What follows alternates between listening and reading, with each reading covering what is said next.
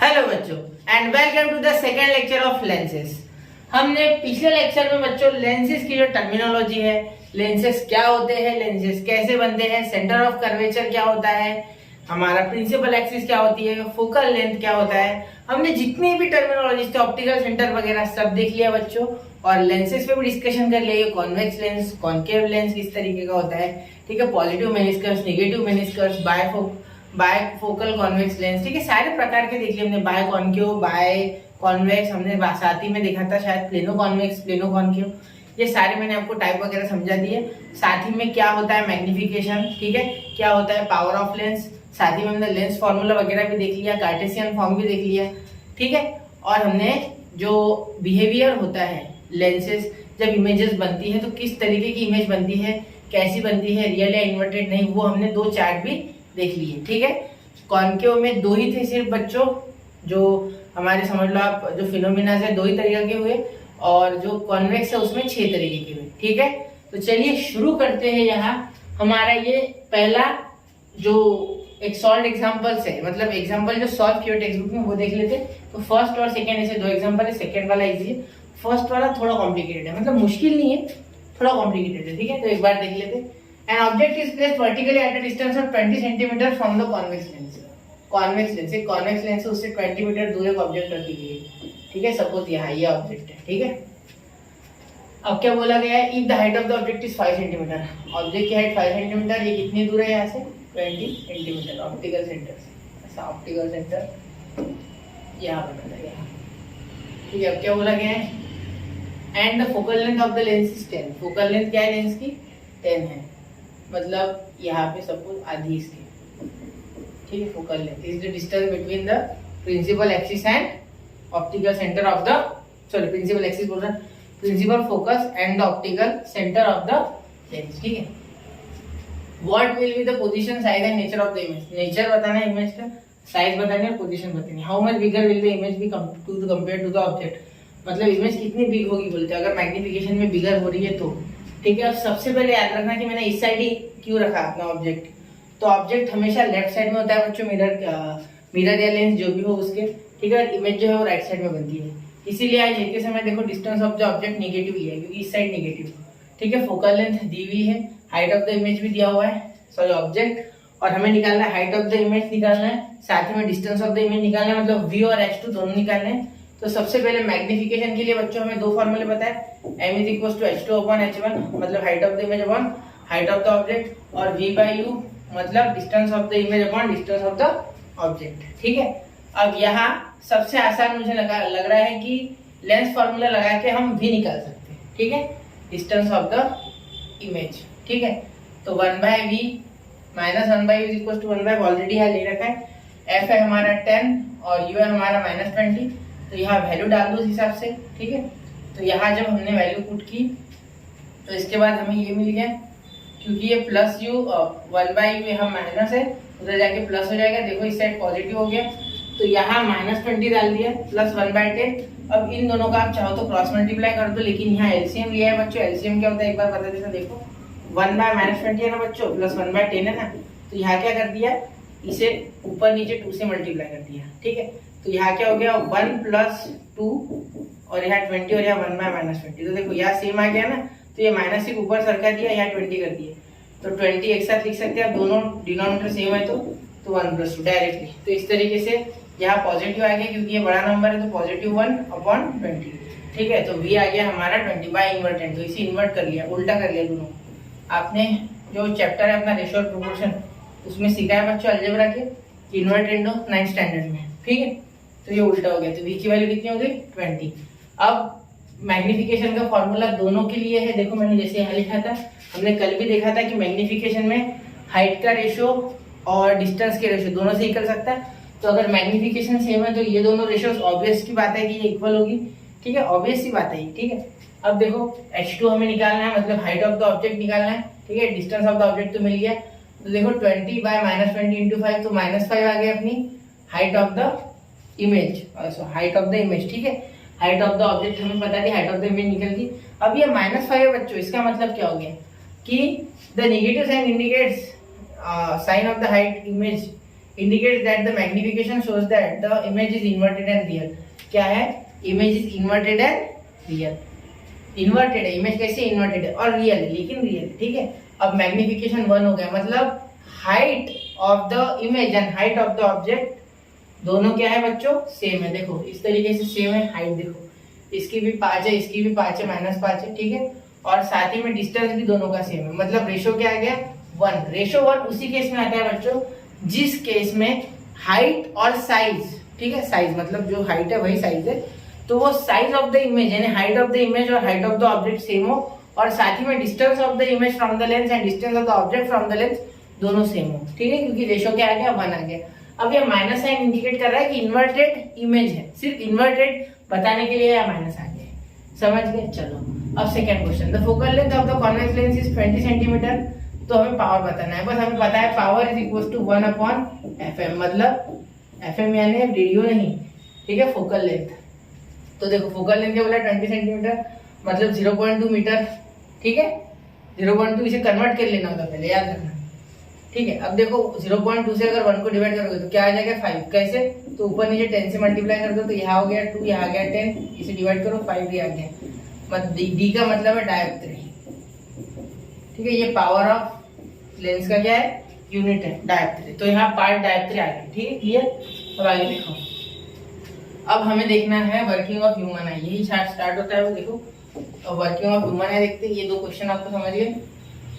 अब ह्यूमन आई का वर्किंग क्या होता है? देखो ह्यूमन आई में मैं आपको सबसे पहले तो फिगर बताऊंगा। चलो ये यही फिगर है, ठीक है। तो इस डायग्राम से हम देखेंगे इस तरीके से वर्किंग होता है। सबसे पहले तो आँख देख लो बच्चों, ये नीली नीली आंखें बताइए इसमें, ठीक है। अब सबसे पहले स्टार्टिंग से चालू होता है, ठीक है। सबसे पहले हमारा जो आंख है उसमें सबसे पहले जो चीज है, देखो सबसे पहले है कॉर्निया बच्चों, जो आपको दिखता है ट्रांसपेरेंट चीज जो ऊपर, ठीक है, वो होता है कॉर्निया, ठीक है। उसके बाद दूसरे नंबर पे आपका हो जाएगा बच्चों प्यूपिल, ठीक है।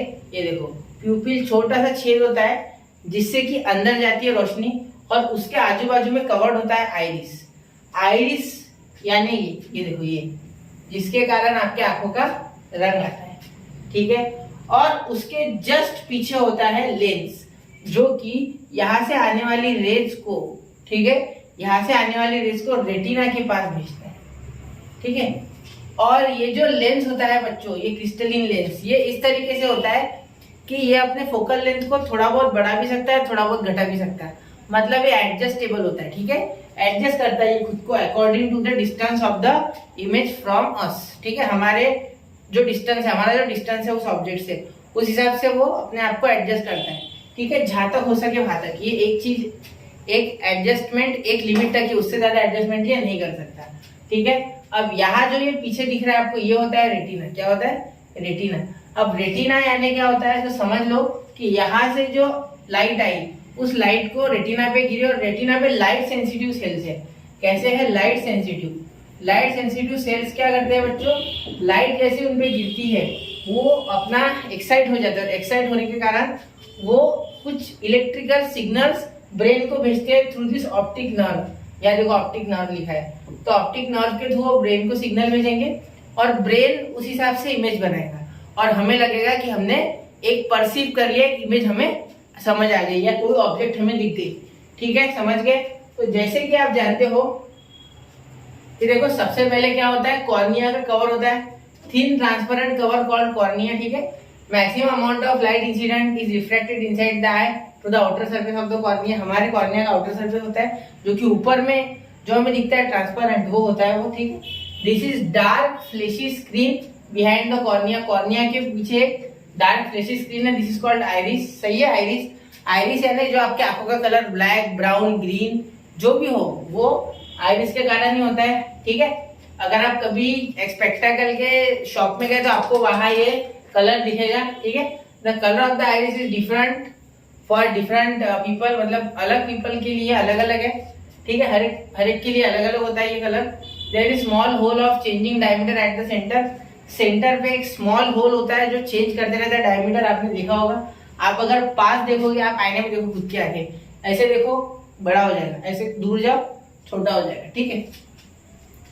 वो क्या करता है, कंट्रोल करता है अमाउंट ऑफ लाइट एंटरिंग, क्योंकि वो आंखों की जो हमारे आंखों की जो कैपेसिटी है लाइट लेने की वो लिमिट तक है। बहुत ज्यादा लाइट लोगे तो समझ नहीं पाएगी आंखें, मतलब अंधे अंधे जैसा लगेगा। एकदम से देखो कभी रोशनी एकदम से आ जाए तो हमें अंधे जैसा लगता है, कुछ दिखता नहीं थोड़ी देर तक। तो उसी रोशनी को कंट्रोल करने का काम कौन करता है, प्यूपिल। देखो आप अगर आगे से बहुत तेज ऐसे रोशनी आ रही है तो हमारी आंखें ऐसे छोटी हो जाती, और अगर बहुत कम रोशनी है तो हम ऐसे एकदम खुल जाता हो कि ज्यादा से ज्यादा लाइट एंटर हो सके और हमें दिख सके, ठीक है। लेकिन अगर ज्यादा लाइट है तो कम से कम लाइट एंटर हो जिस कारण हमें दिख जाएगा, ठीक है। If the light falling on the eyes too bright pupil contract, मतलब वो क्या हो जाएगा, कॉन्ट्रैक्ट हो जाएगा बहुत ब्राइट हुआ तो, और डिम रही तो वाइड हो जाएगा, समझ गए। अब डबल कॉन्वेक्स लेंस का मैंने आपको बता दिया क्या होता है, ठीक है। और उसका फोकल लेंथ कम ज्यादा हो सकती है, मतलब फोकस कर सकता है खुद से, वो भी मैंने आपको बता दिया, ठीक है। और रेटिना होती है एक स्क्रीन जो लाइट सेंसिटिव सेल से बनी होती है, उस पर जब लाइट गिरती है तो वो सिग्नल्स बनाती है इलेक्ट्रिकल, और उस इलेक्ट्रिकल सिग्नल्स को ब्रेन में भेजती है, जिसके कारण हमें we perceive that the object as they actually are, मतलब हमें वैसे ही पता चलते हैं वो ऑब्जेक्ट जैसे है। इसमें सबसे इंपॉर्टेंट काम बच्चों दो चीजें करती है, फ्रीक्वेंसी और वेवलेंथ लाइट की। अब इसके बारे में हम कभी आगे के क्लासेस में बात करेंगे, ठीक है। फिलहाल इतना डिटेल में हमें नहीं है, ठीक है। अब देखो यहाँ आप फोकल लेंथ जो है, ठीक है, आपके आई की जो फोकल लेंथ है वो हम एडजस्ट कर सकते हैं, ये आपको समझ गया, कम ज्यादा हो सकती है इसीलिए, ठीक है। तो इसीलिए देखो आप कभी अगर आपको कोई चीज एकदम से नहीं दिख रही तो थोड़ी देर में फोकस होने के बाद वो दिखती, आपके आंखों से देखो एकदम से कोई चीज अगर आप ऐसा कर लो फिर वो दिखेगी, ठीक है। एकदम से दिखती नहीं कोई चीज तो अब वो मत करना आईने के सामने जाइए, माँ मुझे दिख नहीं रहा है माँ, ठीक है, ऐसा मत बोलना, ठीक है, clear. While seeing object at large infinite distances, the lens become flat. कैसा हो जाता है वो flat, it's focal length increases. एक काम करो, ये सारी चीजें अंडरलाइन कर लिया करो, ये पेपर में एग्जाम में आ सकते, पूछ सकते ये, ठीक है। अब देखो द कैपेसिटी, ये अंडरलाइन कर लो, the capacity of the lens to change its focal length is called its power of accommodation. सबसे मेन बात है ये टेक्स्ट बुक में, ठीक है। ऐसी चीजें इंपॉर्टेंट है, ठीक है, पावर ऑफ अकोमोडेशन वगैरह वगैरह, ठीक है, समझ गए। जितनी फोकल लेंथ वो कम या ज्यादा कर सकता है उसे कह सकते हैं पावर ऑफ अकोमोडेशन, मतलब कितना एडजस्टमेंट वो कर सकता है, किस लिमिट तक वो खुद को फुला सकता है या खुद को फ्लैट कर सकता है, ठीक है। क्योंकि फ्लैट करेगा तो कन्वर्जिंग कम हो जाएगी, ऐसे फुगा देगा तो कन्वर्जिंग ज्यादा होगी, क्योंकि कॉन्वेक्स लेंस जितना ऐसे बढ़ते जाता है, ठीक है, इस तरीके से हॉरिजॉन्टल में, तो उसके बाद उसका उतना ही ज्यादा कन्वर्जिंग पावर बढ़ जाता है। जितना फ्लैट रहता है उतना उसका कन्वर्जिंग पावर कम होता है, ठीक है, समझ गए। अब आगे देखो ये नॉर्मल आइज है, lens become flat, lens become round, देखो यहाँ देखो। अब यहाँ देखो दूर से आते हुए रोशनी के लिए लेंस फ्लैट बन जाते हैं, और पास से आने वाली रोशनी के लिए लेंस क्या हो जाते हैं, राउंडेड हो जाते हैं, क्योंकि इसे जल्दी से जल्दी यहाँ तक, अगर ये फ्लैट रह गया तो क्या होगा बच्चों, ये इमेज जो है ये पीछे बनेगी, पीछे इमेज पीछे नहीं बनानी है, ठीक है। इमेज पीछे बन गई रेटिना की तो वो एक बीमारी हो जाएगी, उस बीमारी के बारे में भी जानेंगे। वो भी लेंस जब हम बूढ़े हो जाते या हम टीवी वगैरह ज्यादा देख लेंगे, या आँख ऐसे लपका, पलक झपकना नहीं हमने, ठीक है, पलक झपकना बहुत जरूरी है, ठीक है। तो देखो वो ऐसे अगर हो तो कुछ मेडिकल इश्यूज आ जाते हैं, लेंस में प्रॉब्लम हो जाता है। तो उस लेंस में प्रॉब्लम आने के कारण, ठीक है, हमें दो बीमारियां हो सकती है, एक नियर साइटनेस, एक फार साइटनेस। उनके बारे में हम डिटेल में अभी देखने वाले इसी लेक्चर में, ठीक है। तो हमारा जो नियर पॉइंट है वो है बच्चों 25 सेंटीमीटर, मतलब एक कोई भी ऑब्जेक्ट को हम बिना स्ट्रेस के देख सकते हैं 25 सेंटीमीटर से। मतलब आपको बुक भी पढ़नी है तो ऐसे नहीं पढ़ते आप, ऐसे पढ़ते, क्यों, क्योंकि 25 सेंटीमीटर का डिस्टेंस है नॉर्मल आई के लिए, ठीक है। और जो आप बोलोगे सर सबसे दूर का, तो फार पॉइंट बच्चों एट इन्फिनिटी है, वो इन्फिनिटी है, उसका कोई टेंशन नहीं है, कितने भी दूर का आप देख सकते हैं, लेकिन क्लियर नहीं, ज्यादा क्लियर नहीं देख सकते। दूर की चीजें हमें बहुत छोटी दिखती है तो इतना क्लियर नहीं देख पाते हम, लेकिन दिखता है, ठीक है। अब देखो try to read a book keeping it very far from it, नहीं पढ़ने वाले, पास लेके आओ फिर भी नहीं पढ़ने वाले। 25 सेंटीमीटर पे एकदम अच्छे से दिखेगा, फिर स्ट्रेस नहीं आएगा, फिर मैं पढ़ूंगा, ठीक है। अब defect of vision and their correction, vision के देखते हैं अब करेक्शन और डिफेक्ट्स क्या होते हैं, ठीक है। अब सबसे पहले देखो फेंट एंड फजी, देखो कब हमें लगता है कि हमारे आंखों की दिक्कत है, जब हमें से फेंट दिखने लगता है, अच्छे से दिखता नहीं, एक ही आदमी के दो चेहरे दिखना चालू हो जाते हैं, तो वो चीजें सारी है जो आई के प्रॉब्लम से बिलोंग करती है। ठीक है, तो सबसे पहले यहाँ बच्चों देखो नियर साइटनेस। अब नियर साइटनेस आने क्या, नियर साइटनेस आने हमें बच्चों पास का दिखाई देगा लेकिन दूर का दिखाई नहीं देगा। ठीक है, पास का दिखेगा लेकिन दूर का दिखाई नहीं देगा। देखो यहाँ इमेज बताया गया है, देखो यहाँ से पास का जो आया, ठीक है, ये बराबर रेटिना पे आ गया, लेकिन जब ये रेस दूर से आए, लाइट रेस दूर से इन्फिनिटी से, तो क्या हो गया, ये इस तरीके से यही पास ही बन गए। लेंस को जब दूर से लाइट आ रही है तो उसे फ्लैट होना चाहिए, क्या होना चाहिए, फ्लैट, लेकिन वो फ्लैट नहीं होता। ठीक है, वो जिस पोजीशन में है इस तरीके से, तो इस तरीके से उसने इस तरीके का हो जाना चाहिए, लेकिन वो नहीं होता, वो इसी ऐसे ही पोजीशन में रह जाता है, जिस कारण से कॉन्वर्ज पहले ही हो जाती है रेस पहले कॉन्वर्ज हो जाने के कारण रेटिना तो पीछे है, तो रेटिना पीछे, तो यहाँ लाइट जाएगी, मतलब ये गैप छूट गया बीच में, तो इस गैप को कवर करने के लिए हम इसके आगे क्या लगा देंगे बच्चों, एक कॉनकेव लेंस। क्या लगा देंगे, कॉनकेव लेंस, जो कि प्रॉपर उसी पावर का हो कि बराबर ही हो जाए। तो इस तरीके से ये कॉनकेव लेंस इस तरीके से लाइट भेजेगा, ऐसे पहले ही उसे डाइवर्ट करके, जिसके बाद ये बराबर रेटिना पे जाएगा यहाँ से ऐसे, ठीक है, और हमें इमेज क्लियरली दिख जाएगी। तो अगर नियर साइटनेस करेक्ट करनी है तो हमें किस चीज की जरूरत है, कॉनकेव लेंस की। कौन से लेंस की, कॉनकेव लेंस, याद रखना। ठीक है, समझ गए। अब ये होता क्यों है, रीजन जान लो। इसका रीजन है बच्चों की, the curvature of the cornea and the lens increases, मतलब लेंस और कॉर्निया का कर्वेचर बढ़ जाता है। ठीक है, अब the muscle near the lens cannot relax नहीं हो पाते मसल, बराबर, क्योंकि बुढ़ा होने पे, हम जब बूढ़े होते हैं धीरे धीरे जैसे ओल्ड हो जाते हैं, हमारे जो मसल्स है वो क्या हो जाते हैं, वीक हो जाते हैं, जिस कारण से वो पावर कम ज्यादा नहीं कर पाता। मतलब वो सीधी सी बात है कि वो फ्लैट या फूकनी बात, एक सीधी सी भाषा में बनो अपने कॉमन, तो वो फूक भी नहीं पाता, मतलब बल्ज नहीं होता है, और साथ में फ्लैट भी नहीं होता है। ठीक है, the eyeball elongate so that distance between the lens and the retina increases. ठीक है, अगर आईबॉल भी ऐसा हो जाए, देखो ये ऐसे गोल है, नहीं ये गोल नहीं है, ये तो फ्लैट हो गया, ये गोल है और ये ऐसे फ्लैट हो जाए उस केस में। ठीक है, इस तरीके से भी वो फिर लाइट जो है, ये देखो पहले यहाँ बराबर इतना ही डिस्टेंस था, कम डिस्टेंस था, अब डिस्टेंस बढ़ गया ना, तो प्रॉब्लम हो जाएगी। ठीक है, दो तरीके हैं। ठीक है, ये हम स्पेक्टेकल यूज कर सकते हैं, प्रॉपर कॉनकेव लेंस, ठीक है, और प्रॉपर फोकल लेंस, लेकिन कौन से, कॉनकेव लेंस, याद रखना।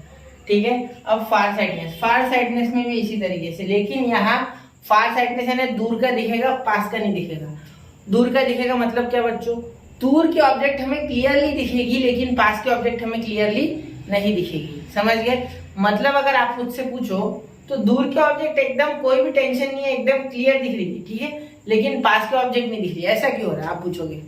देखो बच्चों, एक तो जो आईबॉल है, ठीक है, वो एक तो बल्ज हो जाएगा, मतलब इस तरीके से, देखो curvature of the cornea and the eye lens decreases so that the converging power of the lens become less due to flatting of eyeball, distance decreases between the lens and the retina decreases. मतलब एक तो eyeball ऐसे चपटा हो जाएगा, मतलब पहले ऐसे होगा तो फिर वो इस तरीके से हो जाएगा, इस तरीके से, जिस तरीके से ये डिस्टेंस कम हो गया तो इमेज पीछे बनी, पहले इमेज बराबर रेटिना में बन रही थी, अब वो ऐसे पीछे बनी। ठीक है, अगर आपको आई का स्ट्रक्चर पता है तो ये बातें आपको समझ आएगी।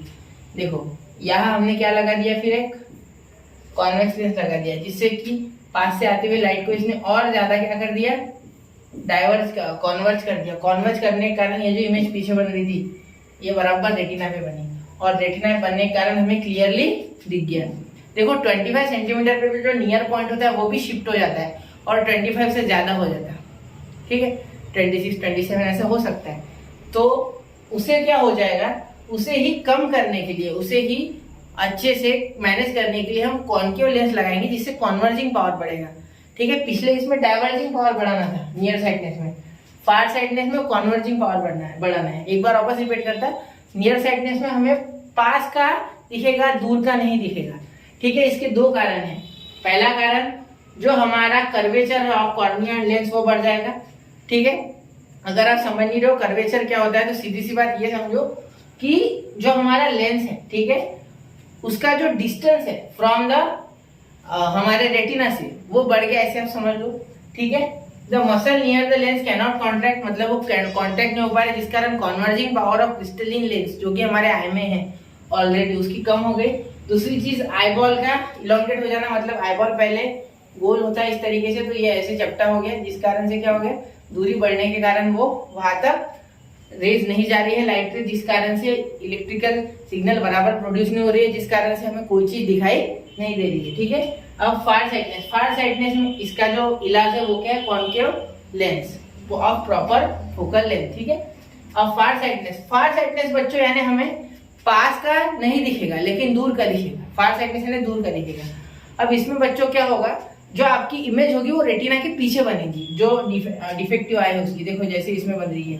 ठीक है, यहाँ से पास वाले ऑब्जेक्ट से लाइट जाए, ये पीछे बने, तो इसमें जो आईबॉल है वो पहले गोल था, फिर ऐसे चपटा हो गया इस तरीके से। ठीक है, वर्टिकली दब गया वो, जिस कारण से जो इमेज है वो यहाँ बननी थी वो पीछे बनने लग गई थी, वो पीछे इस तरीके से, और ये यहाँ बनने की जगह पीछे बन गई। पीछे बनने के कारण क्या हुआ, हमें कुछ दिखाई नहीं दिया, समझ गए। तो यहाँ हम कॉन्वेक्स लेंस इस्तेमाल करेंगे, तो जो गिरने वाली रेज है वो इस तरीके से बराबर एक जगह फोकस हो जाएगी, क्योंकि कॉन्वेक्स लेंस का काम ही होता है कॉन्वर्जिंग। यहाँ हमें नियर साइडनेस में डाइवर्जिंग लेंस चाहिए और फार साइडनेस में हमें कॉन्वर्जिंग लेंस चाहिए। समझ गए, इसके दो रीजन है, फ्लैटनिंग ऑफ आईबॉल और दूसरा reason converging power of the lens become less.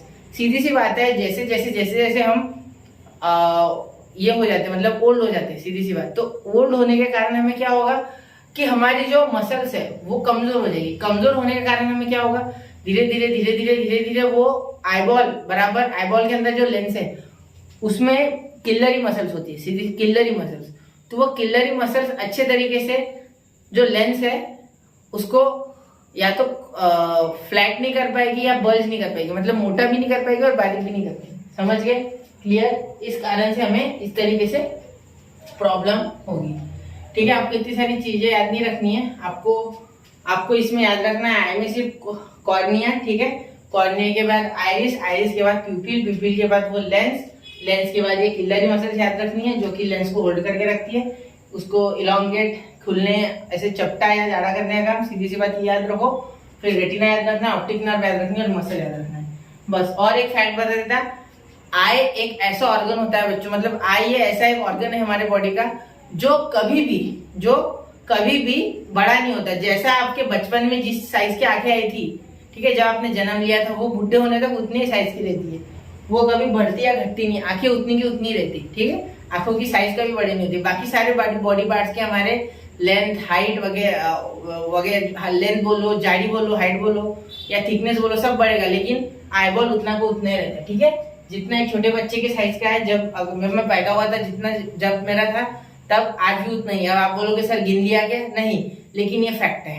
ठीक है, मैंने गिना नहीं है, बाहर निकालना पड़ेगा ना, अंधा हो गया तुम्हें। ठीक है, आगे देखो, इस सुंदर जग को मैं देख नहीं पाऊंगा, साथ में आप जैसे सुंदर लोगों को भी देख नहीं पाऊंगा, है ना। तो आप जैसे सुंदर लोगों को देखे बिना तो मेरा दिन नहीं जाता। हाँ, सही में सही बोल रहा हूँ, ऐसा मत समझना, अच्छे से बोल रहा हूँ मैं। ठीक है, आप लोगों के लिए मैं हूँ, ठीक है, और आप लोगों से ही मैं हूँ, ऐसा समझ लो। ठीक है, आगे देखते। This defect can be corrected by convex lens with proper focal length. ये वही ज्ञान दिया है जो मैंने आपको दिया अभी थोड़ी देर पहले। ठीक है, अब इस पे सीधी सी बात है, लेंस है तो स्पेक्टेकल में लगाएंगे ना, या कॉन्टेक्ट लेंसेज लगाएंगे, वो ऐसे डाल के ऐसे लगाने होते हैं जिससे कि स्पेक्टेकल नहीं पहनना पड़ता, लेकिन काम हो जाता, पता होगा आपको। अब प्रेस बायोपिया, प्रेस बायोपिया यानी ये तो एकदम ही डेंजर काम है। इसमें नियर साइडनेस और फार साइडनेस एक साथ हो गया, दूर का भी नहीं दिख रहा, उसको पास का भी नहीं दिख रहा, तो उसको ऐसा लेंस लगाना होगा जिसमें ऊपर की साइड कॉन्वेक्स, नीचे की कॉन्केव, इस तरीके से लेंस आते हैं, जिसे आप भिंग का चश्मा बोलते हैं। आपने सुना होगा भिंग का चश्मा, आपने सुना होगा, कभी ना कभी आपने ये चीज सुनी है। ठीक है, समझ गए। तो यहाँ हो गया बच्चों हमारा प्रेस बायोपिया कंप्लीट। अब हम apparent size of the object, uses of concave lens, uses of convex lens अगले लेक्चर में देखेंगे। तब तक के लिए पढ़ते रहे, आगे बढ़ते रहे। जय हिंद, जय भारत।